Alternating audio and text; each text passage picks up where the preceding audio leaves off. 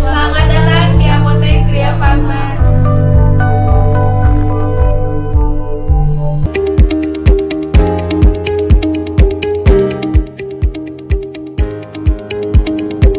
Selamat datang di Apotek Kria Farma.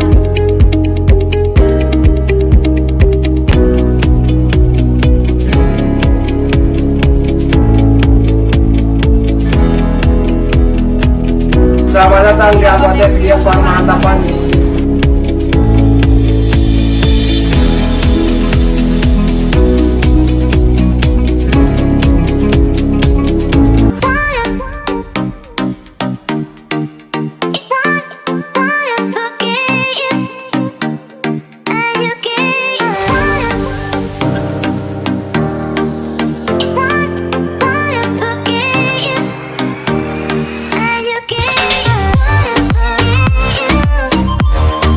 Ya, salam cash teman-teman sekalian.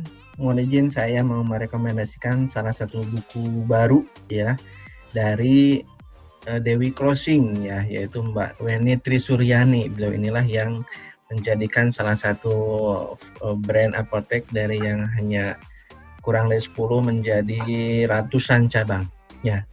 Nah, tapi sebelum itu semua saya mau cerita dulu tentang saya dulu outlet saya juga dulu awalnya seperti itu ya. Jadi seperti ini teman-teman sekalian. Jadi memang sudah ada sih brand ini, cuman ya belum berkarakter ya, masih seperti inilah ya, masih konvensional seperti ini ya. Kemudian sedikit demi sedikit disulap lah ya sampai seperti ini, jadi punya brand sendiri, punya color band dan lain sebagainya gitu. Nah, ini juga tentunya dengan proses ya, bagaimana kita merubah mulai dari proses pencarian apa sih yang ingin kita jadikan sebagai brand kita ya, dan ternyata ini pengaruhnya luar biasa. Setelah brandingnya itu dapat, ternyata ini omsetnya yang naiknya gila-gilaan ya, luar biasa ya. Nah, ini kita lihat, kita intip dulu bagaimana sih penampakan luarnya ya, eksteriornya gitu yang sekarang, bukan yang dulu ya. Jadi sekarang itu kami menjadi lebih memperhatikan, lebih aware lagi ya tentang misalnya ada stoppernya, kemudian ada billboardnya di situ ya, sehingga ini menjadi brand awareness tersendiri. Jadi orang itu menjadi sangat familiar dan kemudian sangat terlihat ya dari jauh, sehingga orang itu ketika mau butuh obat itu datang ke apotek kita ya. Ini kira-kira penampakan luarnya ya. Kemudian kita intip dalamnya ya. Selain luarnya juga dalamnya juga sama, dipoles juga ya. Jadi ternyata ada ilmunya ya. Kita nggak polos-polos amat ya. Mulai dari